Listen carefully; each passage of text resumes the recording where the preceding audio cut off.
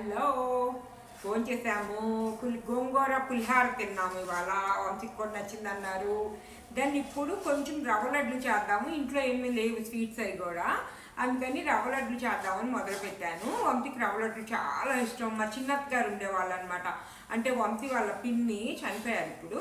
ఆ అత్తమ్మ చాలా బాగా చేసేవాళ్ళు, మా చిన్నత్త గారు చాలా బాగా చేసేవాళ్ళు రవ్వ లడ్లు. మేము ఎప్పుడు అత్తయ్య వాళ్ళ ఇంటికి వెళ్ళినా అత్తయ్య ఫస్ట్ వంశీకి ఇష్టం అని చెప్పి రవ్వ లడ్లు చేసేవాళ్ళు. ఎప్పుడు అత్తయ్య విజయవాడ వస్తున్నాం, మేము విజయవాడలో ఉన్నామని తెలిస్తే రవ్వ లడ్లు తీసుకోకుండా ఉండేవాళ్ళు కాదు. వంశీకి కూడా వాళ్ళు తిని చేసిన రవ్వ లడ్లు అంటే బాగా ఇష్టం అనమాట. అత్తయ్య వాళ్ళు మా చిన్నమయ్య అంటే అత్తయ్య మా చిన్నమ్మ గారు అనమాట. చిన్మయ్యను అత్తయ్య నూతక్కిలో ఉండేవాళ్ళంట వంశీ ఇంజనీరింగ్ చేస్తున్నప్పుడు. సో విజయవాడ దగ్గరే కదా, సో వంశీ రెగ్యులర్గా మా అత్తగారు వాళ్ళు ఉండేవాళ్ళు కాదు, వాళ్ళు నార్త్లో ఉండేవాళ్ళు. అందుకని వీళ్ళు నూతక్కిలో ఉంటే ఎప్పుడు వంశీ వాళ్ళ బాబాయ్ పిన్ని దగ్గరికి వెళ్ళేవాళ్ళంట. వాళ్ళు మా చిన్నత్త గారు వచ్చి వంశీ వాళ్ళ మేనత్ గారు అమ్మాయి అనమాట. కానీ వంశీ కంటే చాలా పెద్దవాళ్ళే, 8 ఏళ్ళు అట్లా పిన్ని పిన్ని అని అంటారు అనమాట వంశీ. సో అత్తయ్య కూడా అండి, అత్తయ్య చనిపోయే ముందు కూడా అక్కలందరూ చెప్పేవాళ్ళు. మరంటే అత్తయ్య చనిపోయేటప్పుడు ముందంతా కూడా మామూలుగా ఏదైనా ఎప్పుడు 2 అబ్బాయిలు అనమాట. నాకేమన్నా అవసరం అయితే మా అబ్బాయిలు ఉన్నారు, మా అబ్బాయిలు వస్తారుగా అనేవాళ్ళంట. సో లక్కీగా అసలు అత్తయ్య చనిపోయిన టైంలో మేము గుంటూరులో ఉన్నామన్నమాట, విజయవాడలో ఉన్నాము. సో వంశీ అన్ని అకేషన్స్కి ఉండగలిగారు, నాకు అది చాలా హ్యాపీగా అనిపిస్తుంది. సో ఇది ఏంటంటే ఇలాగ బియ్యం మన రవ్వ అనమాట, చిరోటి రవ్వని అమ్ముతారు కదా, నేనైతే దాంతో చేస్తానండి. ఇదివరకు అత్తయ్య చిరోటి రవ్వతో చేసేవాళ్ళు కాదు, ఉప్మా రవ్వని ఒకసారి మిక్సీ పట్టుకుని చేసేవాళ్ళు. కానీ నేను చిరోటి రవ్వతో చేస్తాను. ఇది బాగా ఒక 2 స్పూన్లు 3 స్పూన్లు నెయ్యి వేసేసి కప్పుతో 3 కప్పులు తీసుకున్నాను రవ్వ. అది బాగా వేయిస్తా, మంచి వాసన వచ్చే వరకు 8 మినిట్స్ 7 to 8 మినిట్స్ వేయించుకోండి, చాలా మంచి వాసన వస్తుంది. అప్పుడు దాకా ఇలా వేయించుకుంటూ తిప్పుతూనే ఉండండి, లేకపోతే అడుగంటి పోద్ది, మాడిపోయినట్టు అయితే. అందుకని పంచదార ఏమో ఇలా పొడి చేసుకొచ్చానండి నేను. ఈ పొడి కొంచెం ఈలోపు రాముని కొబ్బరి తురిమిమ్మన్నా, ఇంత కొబ్బరి చాలు, కొబ్బరి తురిమి ఇస్తుంది. ఈలోపు ఇది ఏం చేసేసి దీనిలో కలిపి పెట్టేసుకుని మీకు చూపిస్తాను. ఇదిగోండి, ఇంకా కొబ్బరి మన రవ్వ ఇంకొక నిమిషం వేగాలి. ఇదిగోండి నేను ఇది పెట్టుకున్నాను. ఇదైతే టైం ఉంటుంది కదా, మళ్ళీ లేకపోతే వాష్ ఉండదు నా చేతికి ఎప్పుడు, అన్లెస్ బయటకు వెళ్ళినప్పుడు బ్రేస్లెట్ తప్ప ఈ చేతికి ఎప్పుడు ఏం పెట్టుకోను.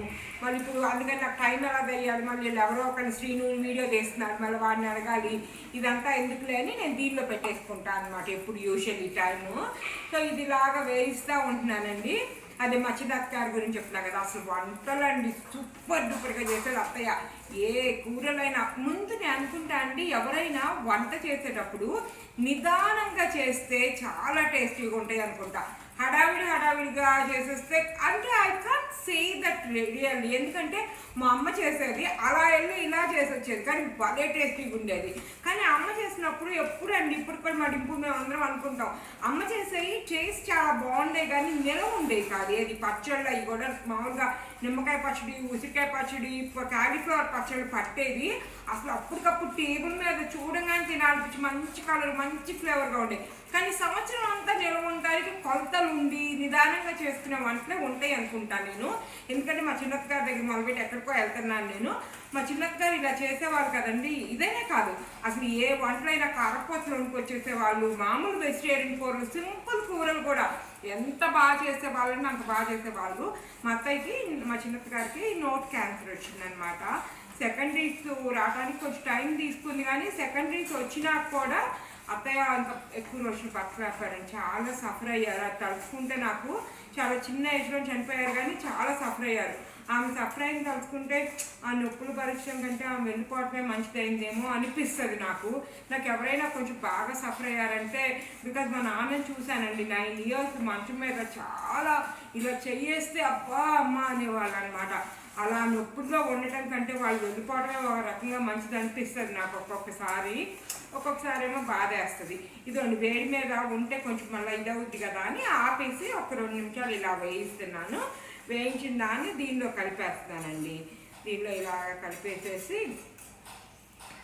ఇలా కొంచెం ఈ పంచదార, ఈ వేడి, ఇది మొత్తం అలా వేడిలో ఇదవుద్ది కదా, అలా పెడుతున్నాను. ఇందులో అండి ఇంకా ఏమీ వేయకుండానే ఇందాక తీసుకున్న కప్పు కొలత ఇది కూడా కొబ్బరి, ఇది ఇలా వేసుకుని కొంచెం ఇలాగా ఈ వేడి కొంచెం వేగాలండి. ఇది వేడి ఉందని ఆ వేడి మీద ఇలా వేస్తున్నాను నేను. కొంచెం అలాగా వేయించి నేను మళ్ళీ చూపిస్తాను. యాక్చువల్లీ అండి కొబ్బరి ఇప్పుడు తురివింది కదా రాము, అందుకని ఇలాగ పొడిగా రావాలని వేయిస్తున్నాను, ఏమి వేయకుండా ఇలా వేడిగా. అదే కనుక మామూలుగా మనం ఫ్రిడ్జ్లో ఉన్న కొబ్బరి తురిమేసుకుని ఫ్రిడ్జ్లో పెట్టుకుంటాం కదా, డ్రై అయిపోద్ది కదా, అదైతే కనుక వేయించవసరం లేదండి. ఆ పొడి కొంచెం డ్రై అయిన కొబ్బరి అయితే అలా వేసేయచ్చు. నాకు బేసిక్గా నేను ఎండు కొబ్బరి ఫ్రిడ్జ్లో ఉంటుంది, ఈ సామాన్తో పాటు ఉంటుంది, కానీ నేను ఎండు కొబ్బరి తక్కువ వాడతానండి. నాకు ఎందుకు ఎండు కొబ్బరి వాసన ఇట్స్ నాట్ మై ఫేవరెట్ వాసన. కానీ నాకు ఈ ఫ్రెష్ కొబ్బరితో అయితే ఎన్ని రకాలు చేసుకోవాలనిపిస్తుందో, కొబ్బరికాయ ఉంటే కనిపిస్తే టపా టపా టపా టపా రకరకాల కొబ్బరి అన్న నా ఫేవరెట్. కొబ్బరి పాలు తీసి అన్నం వండి మళ్ళీ తిరుమల వేస్తానండి. అది అదే చెప్తా కదా మీకు, కృష్ణప్రసాద్ బాబాయ్ గారు అని, ఆ బాబాయ్ గారు వాళ్ళ వైఫ్ చేస్తారనమాట, భలే చేస్తారు ఆ బాబాయ్ గారు వైఫ్. ఆమె దగ్గర అది నేర్చుకున్నా.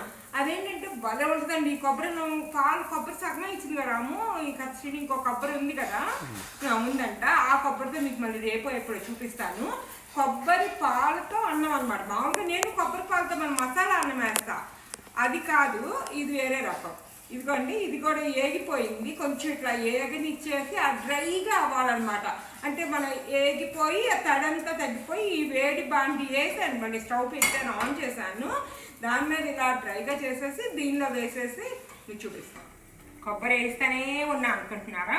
కొబ్బరి మరి తడి కొబ్బరి కదా, అదంతా అలాగా కలర్ మారుతుంది కొద్దిగా, బట్ మార్చకుండా తిప్పుకుంటా ఉన్నా. ఉట్టి డ్రై కొబ్బరేనండి, కొబ్బరి నెయ్యి ఏమి వేయకుండా అది బాగా కొబ్బరి పచ్చి వాసన పోయే వరకు యాగాలి.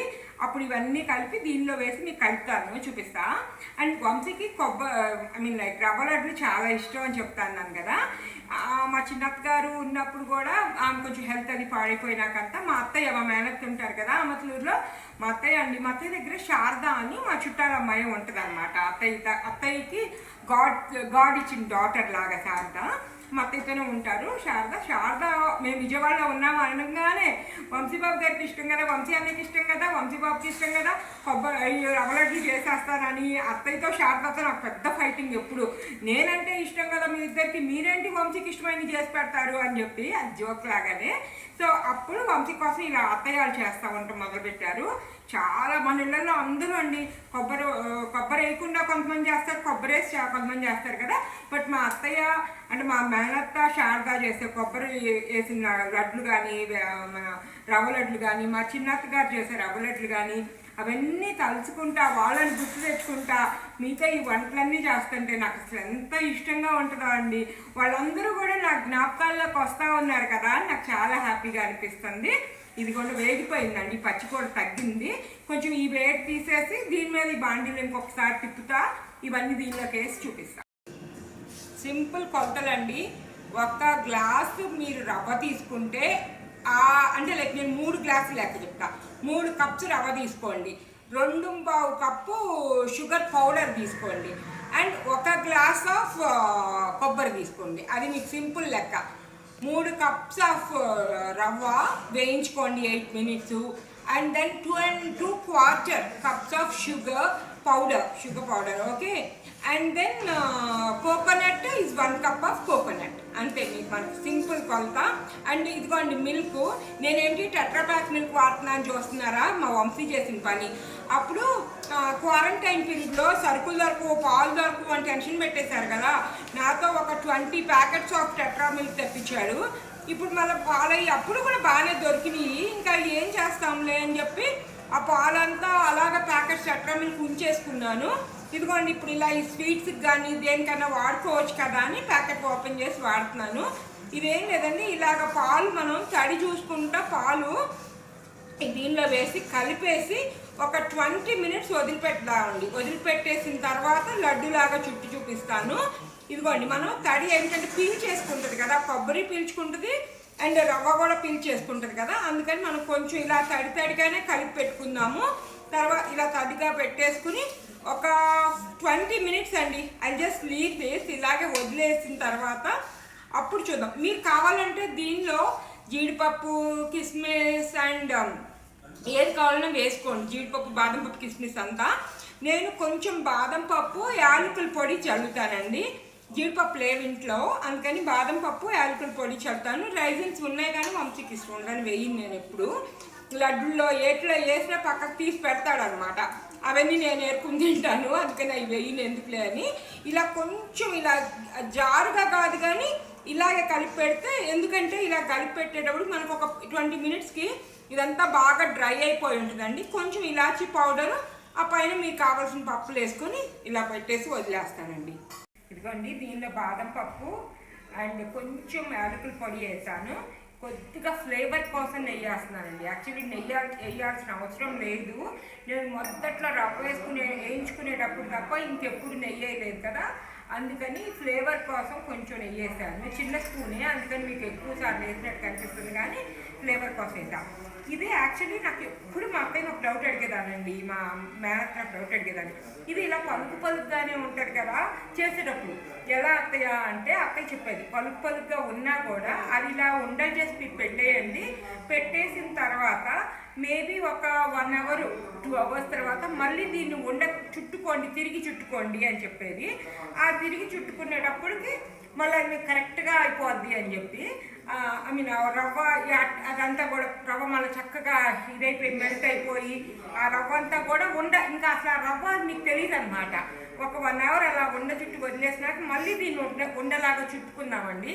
అది మళ్ళీ మీకు చేసి చూపిస్తాను 1 అవర్ తర్వాత. ఇప్పుడు ఇలా చేసి ఇలా పెట్టి మీకు చూపిస్తున్నాను. ఇదిగోండి, రవ్వను చేసేస్తున్నాను. యాక్చువల్లీ ఇందాక మీకు చెప్పా కదా, ఒక 2 మినిట్స్ అలా ఒక 2 అవర్స్ అలా ఆరనిచ్చాను నేను. ఎందుకంటే నాకు 1 అవర్ తర్వాత తీసినా కూడా మళ్ళీ నాకు తడిగానే ఉందండి.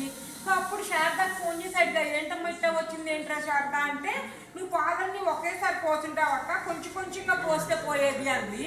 ఓ నిజమేరా, నాకు తెలియలేదంటే ఒక గంట అలా వదిలేయక్క అంది. అంటే ఒక గంట వదిలేసాను, 1 గంట 2 గంటలు వదిలేస్తే కొంచెం బాగానే ఇదైందండి. మీరు కూడా ఒకేసారి పోయొద్దు పాలు. నేను ఇందాక ఇంకొక వాళ్ళు పోసేసాను, 2 సార్లుగా పోసా, కానీ తనేమంటుందంటే కలుపుకుంటా పోయిందక్క, ఒకేసారి పోయి మాకు అక్క అంది. నిజమే, అలా చేస్తుంటే పోయేదేమో. నేను కలుపుకుంటా చూసుకుంటా కొంచెం ముద్దా అని చూసుకుంటా పెట్టేసి, బట్ ఒక 1 అవర్ హాఫ్ అన్ అవర్ అలా డెఫినెట్గా నానాలండి. నానితే కానీ మనకి ఇంకా బాగుంటుంది అనిపిస్తుంది. సో నేను పాలు పోసిన కొలసైతే కరెక్టే కానీ బట్ ఒకేసారి పోయకుండా ఉండాల్సిందేమో. ఇదిగోండి, ఇప్పుడు మన లడ్లు రెడీ అయిపోయినాయి. ఇదిగోండి, మేమేమో శ్రీను నేను రాము తినడానికి పక్కన పెట్టుకుని ఇప్పుడు తినొచ్చని ఇవేమో డబ్బాలో పెట్టేసి ఉంచుతాను. ఒక 5-6 రోజులన్నా వస్తాయి కదా, అలాగనమాట. ఓకే అండి, బాయ్, థ్యాంక్ యూ.